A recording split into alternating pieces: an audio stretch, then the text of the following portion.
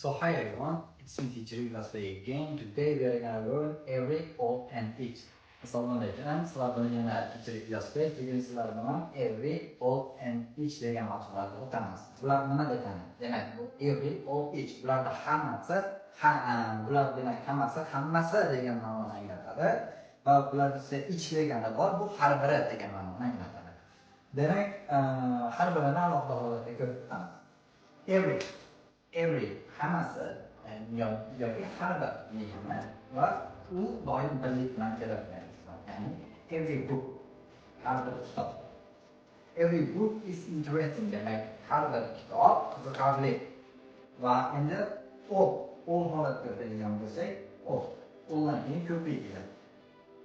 All books so'raganlik uchun s qo'shimchasi qo'yilyapti ko'plikda va unga to be the R shakli, ya'ni ko'plikdagi shakli ishlatilyapti.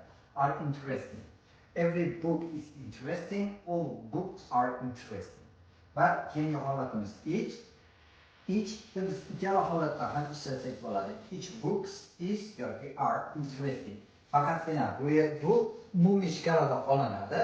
Ya'ni bitta guruh bo'ladigan bo'lsak yoki bir to'p kitob turibdi va ularning har biri deb turib har bittasini birma-biriga sanagan holatida.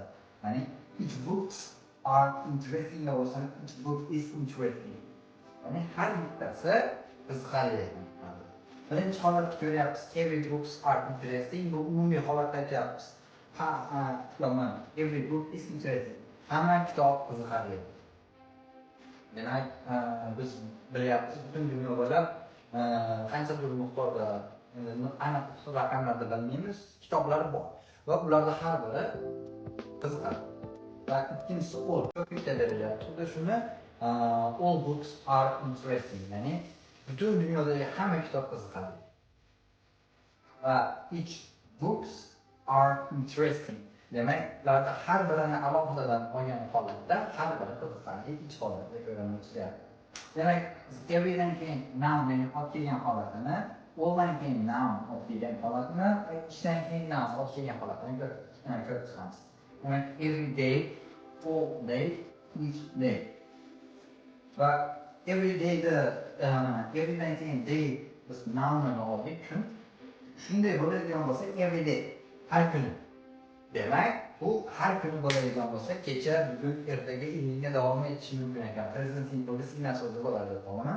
All day bo'ladigan bo'lsa, u faqatgina bir kunga nisbatan bo'ladi-da, o'sha boshlang'ich nuqtasidan tugalangan nuqtasigacha полностью degan ma'noda, ya'ni all day, butun kun bo'ylab. Bu har kuni bo'ladigan bo'lsa, bu butun kun. Va each day har bir kun. O'tayotgan har bir kunimiz.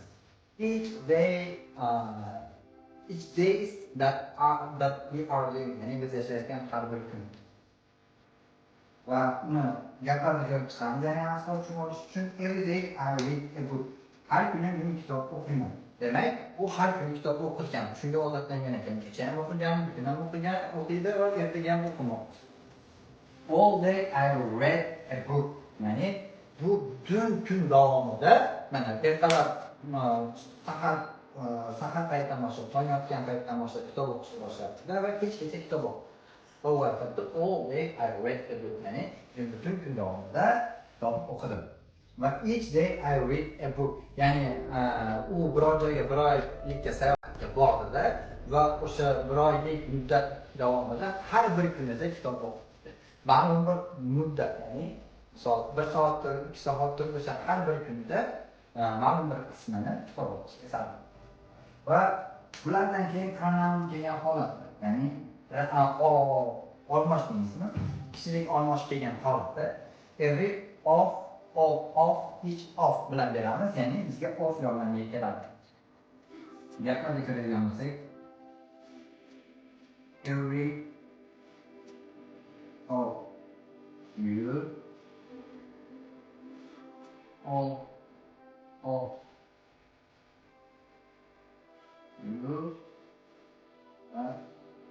each of you.